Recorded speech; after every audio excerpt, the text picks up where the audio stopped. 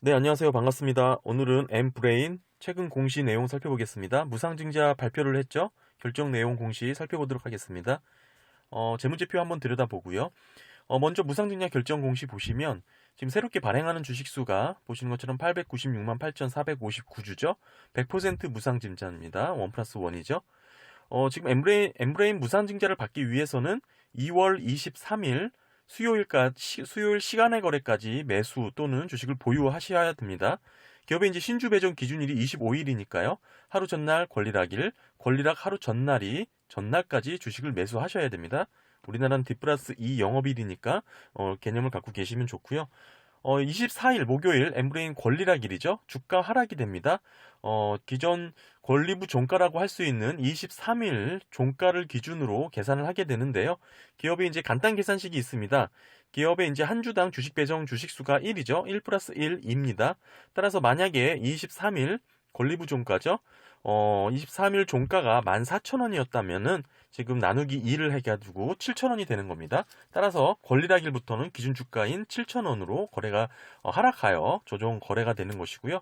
뭐 정확하게 계산하고 싶은 분들은 위에 영상 참고하시면 되지만 지금 현재 기업 같은 경우에는 자기 주식 수가 없기 때문에 간단 계산만으로도 뭐 어느 정도 정확하게 계산이 가능합니다. 그렇다면 권리락일부터 신주를 받기 전까지 매도를 하셔도 뭐 충분히 무상증자를 받기 때문에 다만 이제 수익률 계산에 있어서 다소 헷갈리실 수가 있겠죠? 왜냐면 주가가 하락하였기 때문에 내가 그동안 그 전에 투자한 수익률 대비 좀 헷갈리실 수가 있는데요. 먼저 뭐 말씀드릴 것은 이 엑셀 자료로 제가 충분히 따로 설명을 드린 영상이 있습니다. 궁금하신 분들은 요 위에 영상 참고하시면 될 것 같고요. 먼저 이제 무상증자에 대한 전반적인 일정에 대한 안내가 포함되어 있고, 수익률 계산에 대한 부분이 있습니다. 뭐 하지만 100% 무상증자 같은 경우에는 사실 계산이 그렇게 어렵진 않죠. 새로운 주식 같은 경우 3월 17일 자동으로 입고됩니다. 유상증자나 뭐 이렇게 뭐 새로운 주식을 뭐 청약하거나 신청하지 않아도 되고요.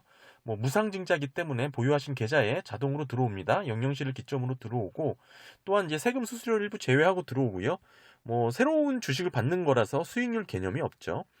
지금 엠브레인 재무제표 한번 살펴보겠습니다. 기업은 이제 6월 결산 기업이기 때문에 12월 기준이 이제 반기로 이렇게 보고서가 최근 공시가 됐고요. 21년 반기 누적 기준으로 살펴보면 최근 6개월이죠. 매출액은 306억 원, YY 13% 증가했습니다. 영업이익은 61억 원 기록했고 YY 18% 증가, 당기순이익도 49억 원, YY 22% 증가했습니다. 실적 증가세가 상당히 우수한데요. 뭐 지난 분기 대비 엄청난 실적 증가가 이루어졌고요.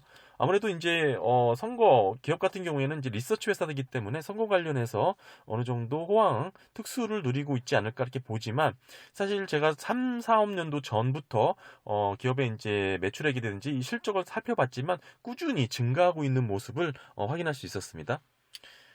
실적이 질적인 측면도 우수하죠. 21년 반기 누적 기준으로 영업활동 현금 흐름이 69억 원, YY 16% 증가했고요. 기업의 자산은 총 437억 원인데 이 중 현금성 자산이 195억 원으로 45%나 차지하고 있습니다. 다음은 이제 매출채권 100억 원, 23%죠. 사실 기업의 자산이라는 게 받은 돈과 받을 돈으로 이렇게 간단하게 구성이 되었고요. 대부분이 현금으로 들고 있다라는 게 상당히 뭐 현금 부자라는 기업이죠. 자산이 이렇게 현금으로만 이루어진 알짜 기업이라고 볼 수 있고요. 부채 현황입니다. 총 부채 154억 원 중에 기타 채무가 49억 원으로 32%, 기타 유동 부채가 43억 원으로 28% 이렇게 주요 부채 구성을 하고 있는데요. 기타 채무 보시면 미지급금, 미지급 비용이 총 49, 50억 원 정도입니다.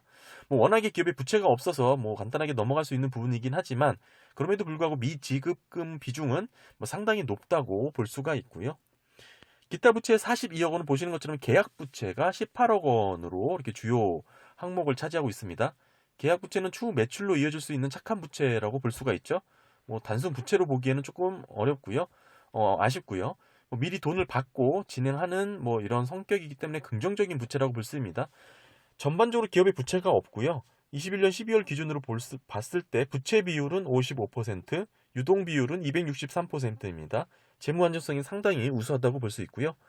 엠브레인 자본은 282억 원, 비지배 지분이 거의 없는 것으로 봐서는 주요 종속회사의 지분을 거의 보유하고 있다 이렇게 볼 수 있죠. 기업의 이제 재무제표가 매우 간결하고 깔끔합니다.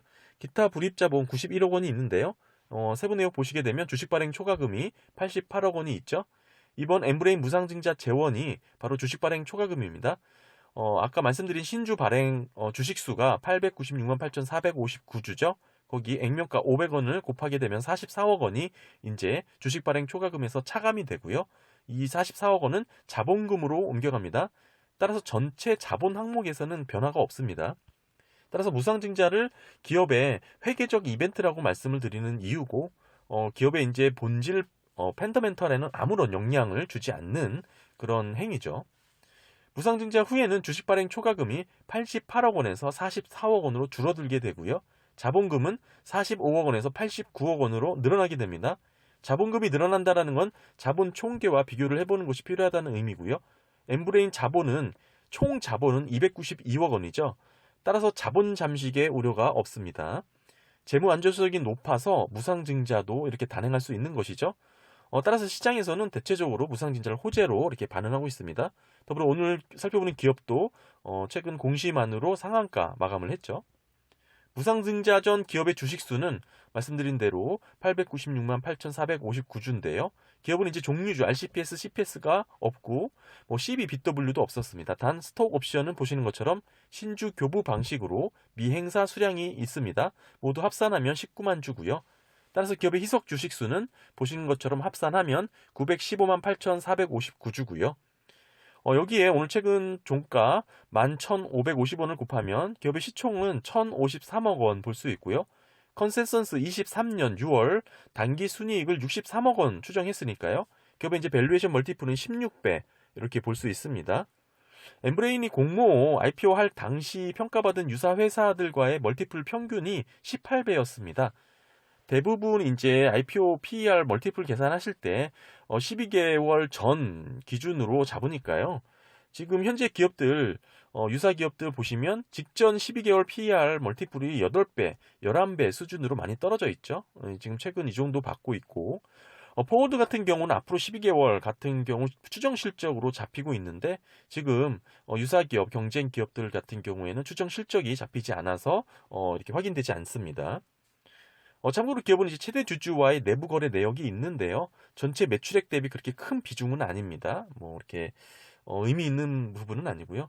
오늘 기업은 이제 상한가로 마무리가 되었고요. 최근 무상증자 이벤트가 시장에서는 반응이 상당히 미비했는데 오랜만에 의미 있는 상승이 나타났습니다. 어느 정도 무상증자 일정이 진행되는 가운데 유의미하게 들여다봐야 될 일정은 이 권리락일이 있죠. 권리락이 되면 주가가 하락한다고 말씀을 드렸고 그 하락한 만큼 어느 정도 싸 보이는 효과가 있기 때문에 우리는 권리락 효과라고 얘기를 하고요. 이때 어느 정도 착시 현상이 일어나서 주가의 변동성이 좀 심하게 나타나는 경우도 있는데 공시 발표 이후에 주가가 급등했던 기업들 같은 경우에는 이 권리락 효과로 인해서도 어느 정도 유의미한 변동이 나타날 수도 있기 때문에 잘 지켜보시면서 대응하시는 게 좋을 것 같습니다. 오늘 간단하게 엠브레인 무상증자 일정 살펴봤고요. 간단하게 재무제표, 최근 재무제표 공시된 내용도 살펴봤습니다. 기업이 궁금하신 분들에게 도움이 되셨길 바랍니다. 감사합니다.